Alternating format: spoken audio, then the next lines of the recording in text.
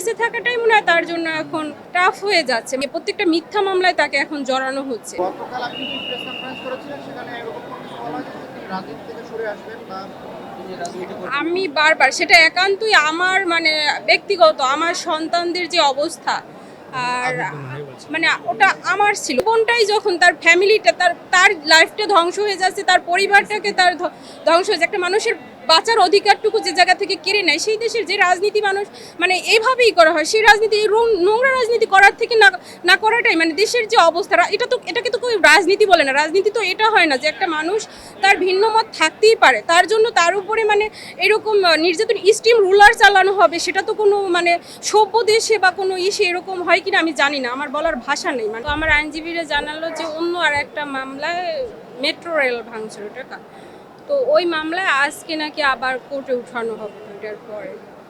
তো ওই জায়গায় নাকি আবার রিমান্ড শুনানি আর কি দেখানো হয়েছে। তো ওই জায়গায় আবার নাকি রিমান্ডের সোনারেস্ট দেখাবে, এই জন্য আজকে আবার আবেদন করছে, এই জন্য আবার নাকি 10 দিনের রিমান্ড নাকি চাইছে। তো ওই জন্য আজকে আবার কোর্টে তুলতে পারে, এটা শুনে আর কি আমার এই জায়গায় আসা। একটা সুস্থ স্বাভাবিক মানুষকে ধরে নিয়ে তার গেছে, তারপরে যখন তাকে আবার কোর্টে উঠানো হলো রিমান্ড শেষে, সে নিজে পায়ে হেঁটে আর কোর্টে উঠতে পারেনি, পুলিশের কাঁধে ভর দিয়ে।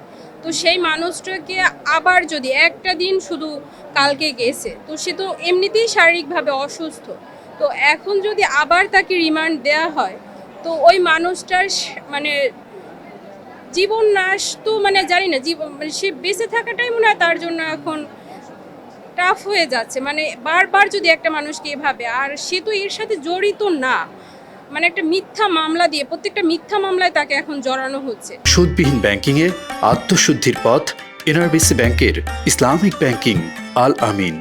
তার মেইন সমস্যা হচ্ছে রাজনীতি। কেন রাজনীতিটাই তার, সাধারণ ছাত্রদের হয়ে সে কথা বলছে, আর সে কথা সে তো ছাত্র নেতা থেকেই উঠে আসছে, তো ছাত্রদের পাশে দাঁড়াবে এটাই তার নৈতিকতা থেকে সে পাশে দাঁড়িয়েছে। এটাই যদি তার ভুল হয়ে থাকে, এখন বর্তমানে মনে হচ্ছে এটাই তার পাপ হয়ে দাঁড়াইছে তার লাইফের।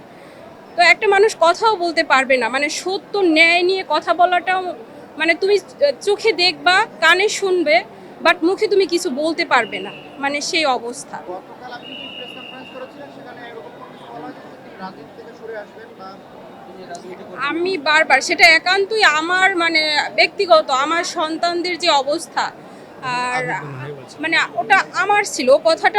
আমি সত্যি একটা মানুষকে এইভাবে যদি বারবার যদি এই টর্চার, সেটা তার ফ্যামিলি বা তার বাচ্চারা যখন বিশেষ করে আমার ছোটটা তো কিছু বুঝে না, বাট বড়টা যখন আমি যখন ও যখন মোবাইলের স্কলগুলো, কারণ ওই পিকগুলো তো ভেসে আসে, আর ও তোর বাবাকে চিনে, তো যখন সে দেখে এই পিকগুলো বারবার দেখতে চাচ্ছে পিকগুলোকে, তো আমি তো করে দিছি এটা কে, ও বারবার জিজ্ঞেস ও চিনতে পারতেছে, বাট ও আইডেন্টিফাই ঠিকভাবে করতে পারতেছে না যে এটাই ওর বাবা, বুঝতে পারতেছে এটা ওর বাবা।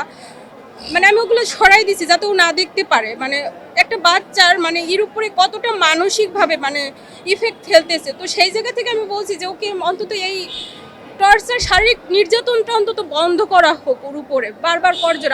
আমি আবারও অনুরোধ করছি যারা ঊর্ধ্বতন আছেন, অন্তত এই শারীরিকভাবে একটা মানুষ রাজনীতি করে বা কথা বলে, ও তো কোনো অন্যায়, সেটা আপনারাও ভালোভাবে জানেন, সবাই জানে যে ও এগুলোর সাথে রাজনীতি করুক, আমি সেটা বলতেছি না। প্রয়োজনে সে সত্যি একটা মানুষের উপরে যখন তার জীবনটাই, যখন তার ফ্যামিলিটা তার লাইফটা ধ্বংস হয়ে যাচ্ছে, তার পরিবারটাকে তার ধ্বংস হয়ে যাচ্ছে, একটা মানুষের বাঁচার অধিকারটুকু যে জায়গা থেকে কেড়ে নেয়, সেই দেশের যে রাজনীতি মানুষ এইভাবেই করা হয়, সেই রাজনীতি এই নোংরা রাজনীতি করার থেকে না করাটাই দেশের যে অবস্থা, এটাকে তো কেউ রাজনীতি বলে না। রাজনীতি তো এটা হয় না যে একটা মানুষ তার ভিন্ন মত থাকতেই পারে, তার জন্য তার উপরে এরকম নির্যাতন স্টিম রুলার চালানো হবে, সেটা তো কোনো সভ্য দেশে বা কোনো ইসে এরকম হয় কিনা আমি জানি না, আমার বলার ভাষা নেই, আমি আর বলতে পারতেছি না।